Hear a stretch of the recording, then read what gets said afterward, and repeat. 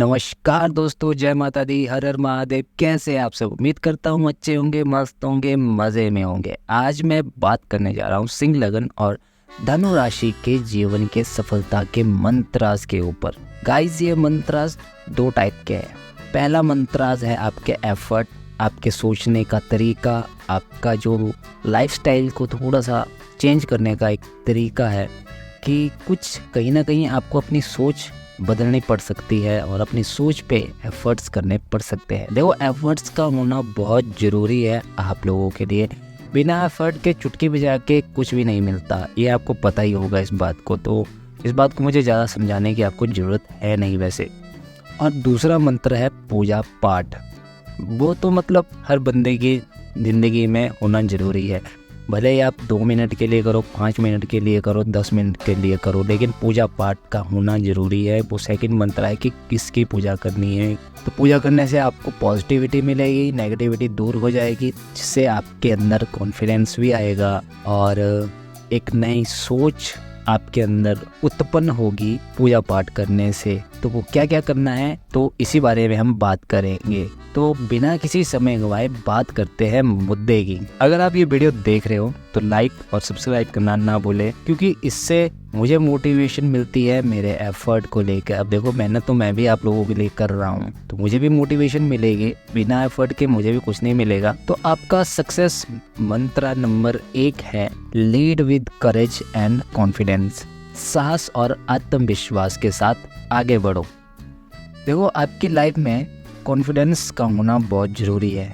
अगर आप में पहले से ही है तो अच्छी बात है, लेकिन कहीं ना कहीं अगर आपका सेल्फ कॉन्फिडेंस जो है डाउन होता है, या अपने डिसीजन पे आपको ट्रस्ट नहीं हो पाता किसी काम को लेकर, वो ट्रस्ट का होना आप में बहुत ज़रूरी है। तब तक आप शायद अपने अचीवमेंट को पूरा ना कर पाओ, या उस अचीवमेंट तक पहुंचने से पहले ही आप हार मान जाओ या वहाँ से हट के किसी और चीज़ में लग जाओ। तो ये चीज़ आपके लिए एक नुकसानदायक रह सकती है। अब देखो, आपकी जो लगन है और जो राशि है, सिंह लगन और धनु राशि है मतलब आपकी, तो वो क्या क्या करती है आपकी लाइफ में। वो पहले तो एक तो कॉन्फिडेंस भरती है ये चीज़ें आप में, साथ ही साथ सोच विचार से प्रभावित भी करती है।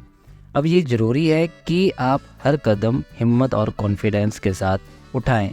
चाहे कोई भी चैलेंजेस हो, आपको अपने कॉन्फिडेंस पर विश्वास करके आगे बढ़ना चाहिए। फॉर एग्जांपल, अगर आप कोई नया बिजनेस शुरू कर रहे हैं या कोई नया प्रोजेक्ट स्टार्ट करना चाहते हैं, तो कुछ एक लोग ऐसे भी होते हैं आप में से जो फेलियर के डर से पीछे हट जाते हैं। बस इसी कारण से आप अपनी अचीवमेंट, अपनी सक्सेस से जो है रह जाते हैं। क्यों रह जाते हैं? वो है मेंटेलिटी के कारण, बाहरी सोच के कारण। आपकी सोच में नेगेटिविटी आ जाती है और आपका अंदर का जो सेल्फ कॉन्फिडेंस है वो ख़त्म हो जाता है या डाउन हो जाता है, जिस वजह से आप उस काम को ढंग से नहीं कर पाते हो या फिर करते ही नहीं उस चीज़ को। और दूसरी वजह है रिज़ल्ट। अगर आप पहले ही रिज़ल्ट की उपेक्षा कर रहे हो तो सोचो कि आप में अभी भी कोई ना कोई कमी है, क्योंकि हमेशा एफर्ट्स बिना रिजल्ट के, बिना किसी उम्मीद के होने चाहिए, ताकि आने वाले समय में चाहे वो उससे रिलेटेड अचीवमेंट आपको मिले या ना मिले, उसका आपको दुख ना हो। अब आप कहोगे, अगर हमें नहीं मिलता तो हम क्यों मेहनत करें, क्यों अपना समय बर्बाद करें? तो इसका आंसर ये है कि देखो, हर गलती से इंसान सीखता ज़रूर है। खाली सीखता ही नहीं है, उससे कुछ नई चीज़ मिलती भी है। इसलिए जो भी प्लान्स आपके मन में हैं, तो वो बिना एनालिसिस के तो आपने करे नहीं होंगे। पहले आपने भी उस पर कुछ सोच विचार तो किया होगा ना, क्योंकि गलत तो आप भी सोचोगे नहीं, गलत एनालिसिस आप भी करोगे नहीं उस चीज़ पे। तो क्या होता है कि वो चीज़ आपका 90% कॉन्फिडेंस बढ़ाती है। अब बचता है 10%। वो 10% जो बचता है वो उस अचीवमेंट तक ना पहुंचने की एक वजह होती है। वो 10% क्या है? वो है नेगेटिविटी, भारी विचार, रिजल्ट। ये सब नेगेटिव थॉट्स जो है आपका सेल्फ कॉन्फिडेंस और ट्रस्ट जो है डाउन कर देता है और आप वहाँ तक नहीं पहुँच पाते।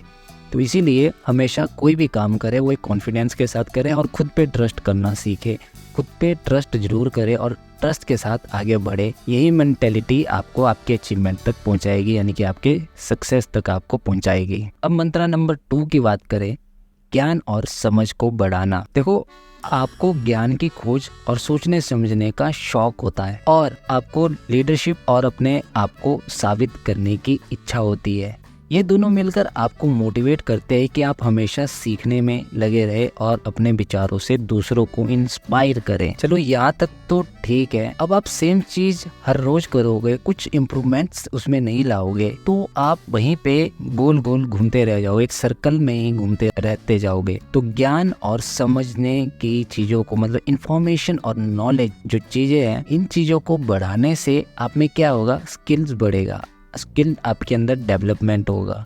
तो उस स्किल डेवलपमेंट से आप और भी चीज़ें अपनी लाइफ में कर सकते हो। और अगर आपने कोई गोल सेट करे हुए हैं तो उस गोल तक पहुंचने का रास्ता आपको दूसरा भी मिलेगा। शायद वो दूसरा रास्ता उस गोल तक पहुंचने के लिए जल्दी वाला रास्ता हो। तो ये कैसे होगा, ये होगा बाय नॉलेज और बाय विजडम। तो ये ज्ञान आपको आगे बढ़ने और जीवन में नए गोल अचीवमेंट लाने में आपकी पूरी मदद करेगा। ये मत सोचे कि बस जहाँ तक जो चल रहा है बस ठीक है, अब और एफर्ट ना किए जाए। तो इससे नुकसान ये है कि आप जल्दी बोर हो जाओगे उस लाइफ से, अपनी उस लाइफ से, मतलब कुछ नया अचीवमेंट आप नहीं कर पाओगे। अब सक्सेस मंत्र नंबर 3 की बात करें तो वो है पॉजिटिव सोच अपनाना। देखो वैसे तो आप लोगों में ज़्यादा नेगेटिव सोच आती नहीं है, अगर आती भी होगी तो जल्दी से आप उसे बैलेंस में कर देते हो, लेकिन आप ज़्यादा पॉजिटिव भी नहीं हो पाते। वो भी कुछ एक ही हो पाते होंगे, लेकिन मैक्सिमम जो है बैलेंस में ही रहते हैं कि ना ज़्यादा नेगेटिव है ना ज़्यादा पॉजिटिव है। उनकी मेंटलिटी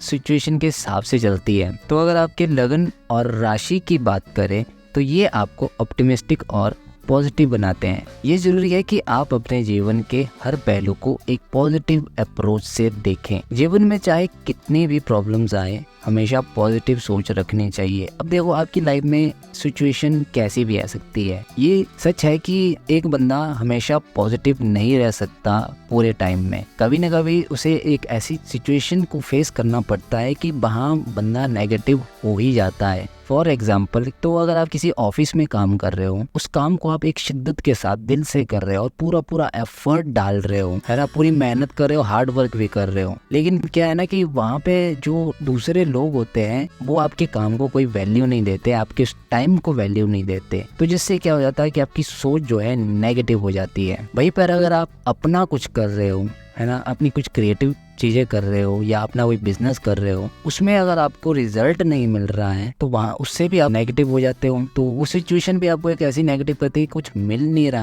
रहा है। तो उस नेगेटिव के कारण जो क्या होता है कि आपकी काम करने की स्पीड और आपकी स्किल जो है लो होने लग जाती है। और जब वो लो होती है तो आप तंग हो जाते हो उस काम से, उस चीज़ से, या आप परेशान हो जाते हो। फिर इतनी ज़्यादा नेगेटिविटी हो जाती है कि आपका मन नहीं करता। तो वहाँ पे ये होता है कि जिस काम को करने में आप 5 मिनट लगाते हो, उसी काम को आप 10 मिनट लगाओगे उस काम को करने में। तो आपको वहाँ पे करना क्या होता है कि तो आपको वहाँ पे ये सोचना होता है कि ये जो भी चीज़ें आप, जो भी काम शिद्दत के साथ, दिल के साथ या हार्ड वर्क के साथ कर रहे हो, चाहे अपने काम में चाहे ऑफिस के काम में, ये मत सोचो कि दूसरे क्या सोच रहे हैं या रिजल्ट क्या आ रहा है। ये सोचो कि आप हर रोज कुछ नया सीख रहे हो। शायद आपको उस चीज़ का पता ना चले कि वो कैसे, लेकिन आपकी स्किल्स तो बढ़ रही है ना, आपके काम करने की स्पीड बढ़ सकती है उससे, ठीक है। आपको नॉलेज और ज़्यादा गेन हो सकता है, क्योंकि एक काम को आप बार बार करोगे तो आप उसके मास्टर तो बनोगे कम से कम। तो एक टाइम ऐसा आएगा कि आप उस काम को देखते ही पहचान लोगे कि इस काम में क्या कमी है, सिर्फ देखने से ही। होते हैं ना कुछ लोग, होते हैं कुछ शेफ को आपने देखा होगा कि वो अपने कुकिंग में इतने मास्टर होते हैं, डेली हर रोज़ कुकिंग कर करके वो इतने मास्टर बन जाते हैं कि वो सिर्फ स्मेल से ही पता लगा लेते हैं कि इसमें क्या कमी है, नमक की कमी है, मसालों की कमी है। तो वैसे ही आप भी अपने काम के शेफ बने, उससे आपको एक नया एक्सपीरियंस हर रोज आप गेन करते रहोगे। अब मुझे ही देख लो, मुझे यूट्यूब पर काम करते करते 5 साल हो गए। तो जब आप मेरी पुरानी वीडियोस देखोगे तो उसमें और आज की वीडियो देखोगे तो इन दोनों में बहुत सारा डिफरेंस आपको देखने को मिलेगा। क्योंकि मैं हर रोज़ खुद को इम्प्रोवाइज़ करने की कोशिश भी की है। तो किसी ने मेरे एक वीडियोस पे कमेंट भी किया हुआ है कि आवाज़ आप स्पीड में कह रहे हो, साउंड ज़्यादा है, बैकग्राउंड म्यूज़िक का साउंड ज़्यादा है, ये सब।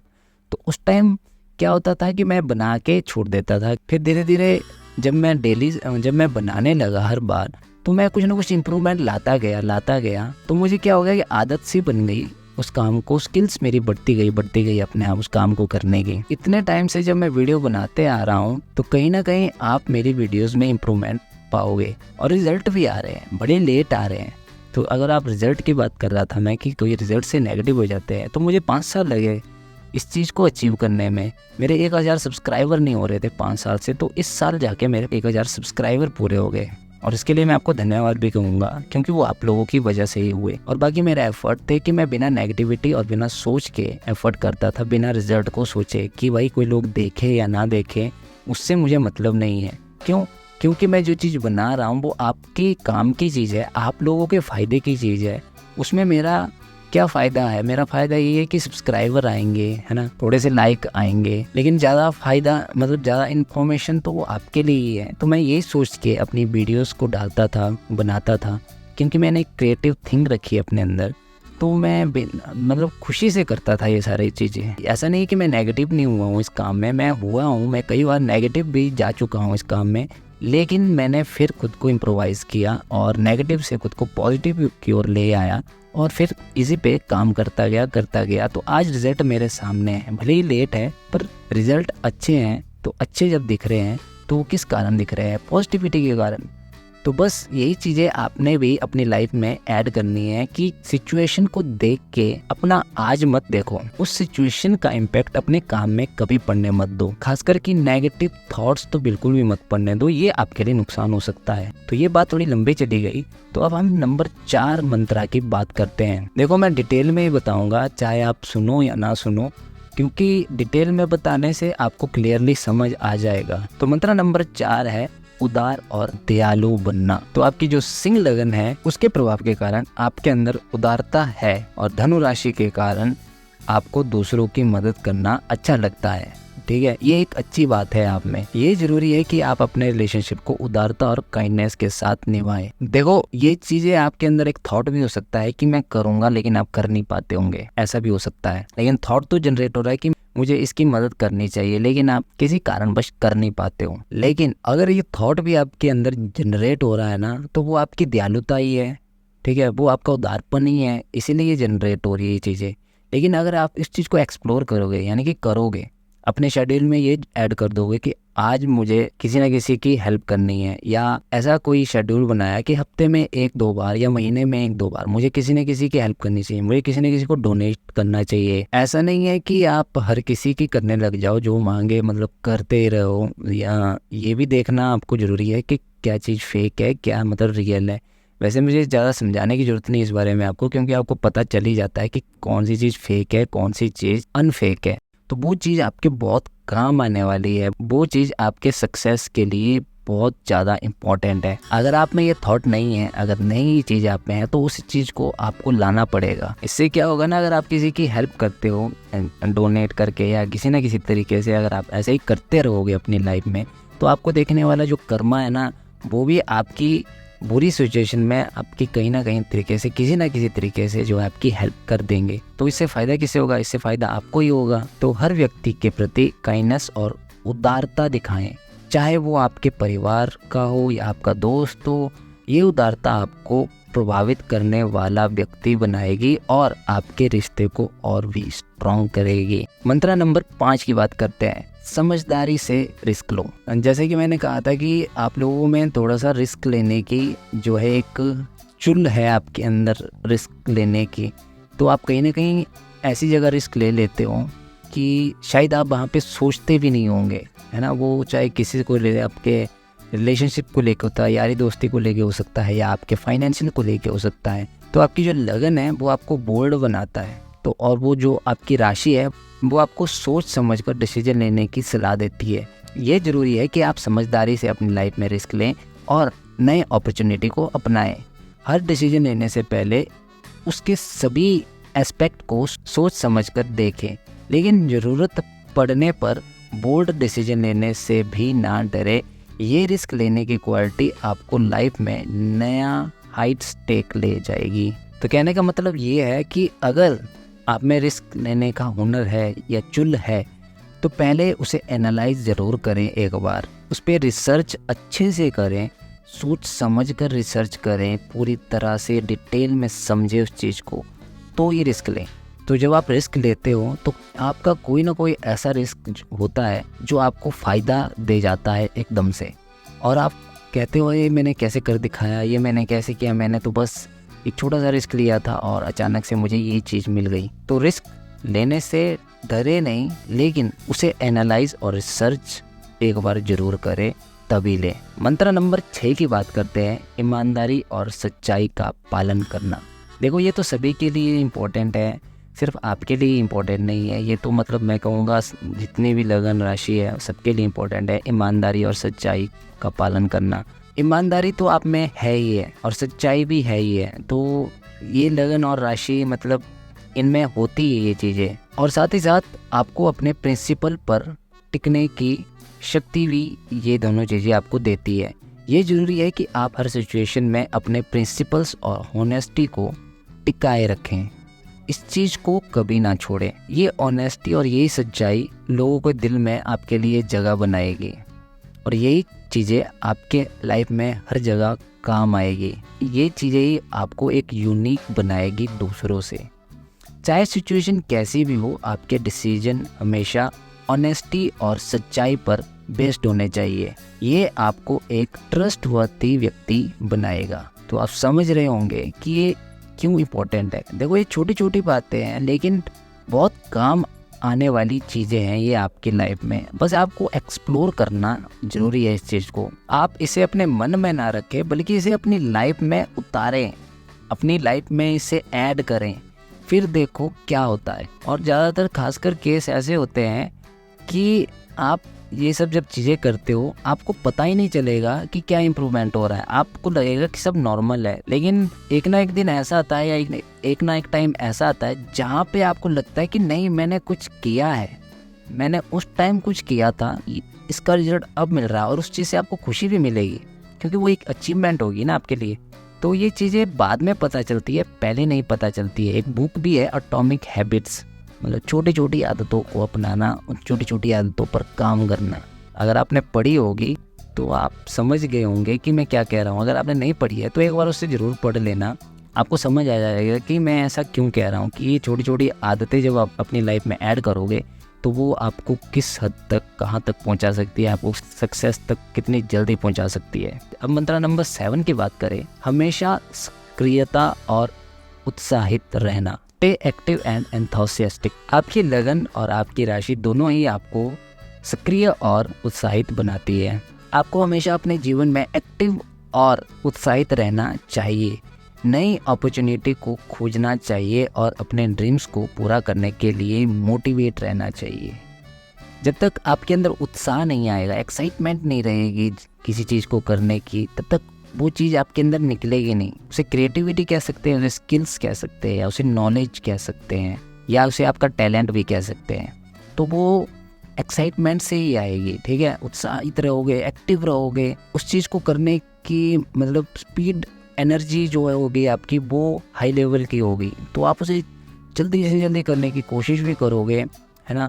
एनर्जी भरी रहेगी आपको उस चीज़ को करने में। उसके लिए आपको एक्टिव रहना पड़ेगा और हमेशा उत्साहित रहना पड़ेगा। कुछ भी नया चीज़ आपको करने को मिले तो उसे एक एक्साइटमेंट के साथ ज़रूर करें। तो आपका जो भी काम है वो एकदम एक्टिव होके करें और उत्साहित होके करें, फिर देखो आपको क्या अचीवमेंट आती है। नई हॉबीज़, नए प्रोजेक्ट या नए स्किल सीखने के लिए हमेशा उत्साहित रहें। ये एक्टिवनेस आपके जीवन में एनर्जी और एक्साइटमेंट भर देगी।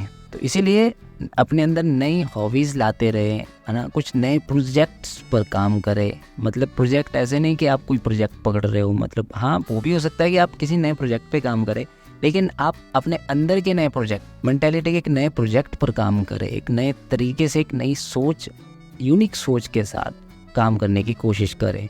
और यही नई स्किल्स और नई सोच, एक नई हॉबीज़ से आप में जो है एक्टिवनेस और एनर्जी भरी रहेगी और आप में एक्साइटमेंट हमेशा रहेगी उस काम को करने में। अब आखिरी मंत्र है नर्चर योर क्रिएटिविटी। अपनी क्रिएटिविटी को बढ़ाओ। आपके अंदर क्रिएटिविटी तो पहले से ही होती है, कुछ करने की होती है, मतलब कुछ चाहिए होता है आपको क्रिएटिव सा करने को। और साथ ही साथ आपको नए तरीक़ों से सोचने के लिए इंस्पिरेशन भी आपके अंदर होती है। तो अपनी क्रिएटिविटी को एक्सप्रेस जरूर करें और उसका विकास करें। जो भी क्रिएटिविटी है आपके अंदर, जो भी आप क्रिएटिव थिंक करना चाहते हैं, आप कविताएं लिखते हो, कविताएं लिखो, है ना, उसे रिकॉर्ड करो, सुनो, हो सके तो उसे सोशल मीडिया पर डाल दो। आपको एक्टिंग करने का शौक है, रील्स बनाओ, बिजनेस करने का शौक है तो कुछ ना कुछ बेचते रहो। चाहे छोटी चीज़ें हो, काम छोटा बड़ा तो होता नहीं है, चाहे छोटी चीज़ों में ही घुस जाओ, कोई दिक्कत नहीं है। आपको जॉब करने का तो स्किल्स, नॉलेज, है ना, उसे गेन करो, क्वालिफिकेशन ले आओ अपने अंदर। तो ऐसी कोई भी क्रिएटिव थिंग्स अगर आपके अंदर है, एक होता है क्रिएटिव टूल्स का होना अपने अंदर, आपके अंदर क्रिएटिव थॉट्स है कि मैं अगर ये करूँ तो कैसा रहेगा। अगर आप में है वो चीज़ तो उसे एक्सप्लोर तो करो, उसे लिखो, उसे कागज़ पे लिखो, उसे अपने लैपटॉप पे लिखो, अपने मोबाइल नोट्स पे लिखो, है ना, और उसे एक्सप्लोर करने की कोशिश करो। जो भी तरीका होता है उसे एक्सप्लोर करने का। आपके थॉट है, आपके जो क्रिएटिव थॉट है वो पोइम लिखने का है, सॉन्ग लिखने का है या गाना गाने का है, तो एक्सप्लोर करो। बहुत सारी ऐप्स आई हुई है, बहुत सारे तरीके हैं खुद को एक्सप्लोर करने के। मोबाइल में तो आज की डेट में सब कुछ है, मतलब हर नॉलेज है, हर चीज़ है, तो आप कर सकते हो उस चीज़ों को। तो अपने आइडियाज़ को लिखना, गाना या किसी और क्रिएटिव तरीके से एक्सप्रेस करना आपके लिए फ़ायदेमंद रह सकता है। ये आपको जीवन में खुशी और सेटिस्फैक्शन ज़रूर देगा। देखो, क्रिएटिव चीज़ आप अपने होते ना, ये दिल से करने वाली चीज़ें होती है, तो ये आपके अंदर होती है। तो जब भी आप अपनी क्रिएटिविटी को एक्सप्लोर करते हो ना, तो आपको मज़ा आता है उस काम को करने में। तब तो आप भूल जाते हो कि उसका रिजल्ट क्या आ रहा है। अरे मरने दो, जो भी आ रहा है मुझे करना है, बस मुझे डालना है, मुझे एक्सप्लोर करना है, मुझे करना है ये सब चीज़ें। जैसे कि मैंने अपने यूट्यूब की जो अभी कहानी बताई तीसरे चौथे पॉइंट में, कि बस मुझे करना था, मैंने कर दिया, मैंने बना के छोड़ दिया यूट्यूब पे। अब देखना देखो, नहीं देखना तुम्हारी मर्जी, पर मुझे तो करना था, मैंने एक्सप्लोर कर दिया। ये मेरी क्रिएटिविटी थी। दूसरी क्रिएटिविटी है, मेरी भी पोइम लिखने की क्रिएटिविटी है। तो मेरा एक दूसरा चैनल भी है, तो मैंने उसमें कुछ सॉन्ग्स, यानी कि मैं पोइम लिखता था, तो पहले मैं उसे एक पोइम की तरह डायरेक्शन देता था। फिर मैंने सोचा शायद लोग पोइम से बोर हो रहे होंगे, तो मैंने उस पोइम को एक रैप में बदल दिया। फिर मैं रैप तरीके से सॉन्ग डालता हूँ। अभी मैंने इसी चैनल पे भी एक सॉन्ग डाला हुआ है, मेरी मंजिल, अगर आपने देखा होगा, लिंक्स डिस्क्रिप्शन में डाल दूँगा, बाकी आई बटन पे आ रहा है या फिर वीडियोज़ के एंडिंग में आपको मिल जाएगा। तो एक बार मेरी वो क्रिएटिव थिंग्स ज़रूर देखना और मुझे बताना कि आपको कैसी लगी। तो आप भी ऐसी कोई भी क्रिएटिव थिंग अगर आप में है तो आप वो कर सकते हो, इससे आपको खुशी ज़रूर मिलेगी। रिज़ल्ट चाहे अच्छा हो बुरा हो, उससे आपको कोई फ़र्क नहीं पड़ेगा, लेकिन आपको खुशी मिलेगी। आपका ना माइंड के सारे स्ट्रेस ही उस क्रिएटिविटी चीज़ को करने में ख़त्म हो जाएगी। जो भी माइंड में स्ट्रेस चल रहा है, जो भी नेगेटिविटी चल रही है, आप दिन को काम कर रहे हो, शाम को आके आप कुछ क्रिएटिव कर रहे हो, अपने लिए कुछ कर रहे हो, तो मतलब वो सारी चीज़ें, थकान, नेगेटिविटी, फ्रस्ट्रेशंस, तो वो सब ख़त्म कर देता है। बातें काफ़ी लंबी जा रही है, तो अब आते हैं पूजा पाठ के मंत्रास पर। तो आपको क्या क्या पूजा करनी चाहिए और उससे आपको क्या क्या लाभ मिल सकते हैं। देखिए, आपकी सिंह लगन है तो आपके लग्नेश होते हैं सूर्य। तो मैंने बहुत सारी सिंह लगन धनु राशि और सिंह लगन मिथुन राशि को हमेशा यही कहता हूँ कि सूर्य नमस्कार करते रहें, सूर्य को अर्घ डेली दिया करें। ये आपके लिए बहुत इंपॉर्टेंट है। कोई लोग ना इसे लाइटली ले लेते हैं कि इस चीज़ को, कि अर्घ देने से क्या होगा, क्या नहीं होगा। अरे आप देना तो स्टार्ट करो। मैं तो कहता हूँ सूर्य अर्घ जब देते हो तो साथ साथ में गायत्री मंत्र भी बोलते रहो, है ना, गायत्री मंत्र के साथ अर्घ देते रहो। फिर सूर्य के 21 नाम याद कर लो या 11 नाम याद कर लो, तो उन नाम के साथ मतलब अर्घ देते रहे। जैसे ओम सूर्याय नमः, ओम दित्याय नमः, ओम भास्कराय नमः, ओम अग्ने नमः, ओम खगे नमः, ओम रवे नमः। इस तरह से बहुत से नाम है सूर्य भगवान जी के। तो आप जितना आप याद रख सकते हो तो उतने तक नाम याद करके अर्घ दिया करो।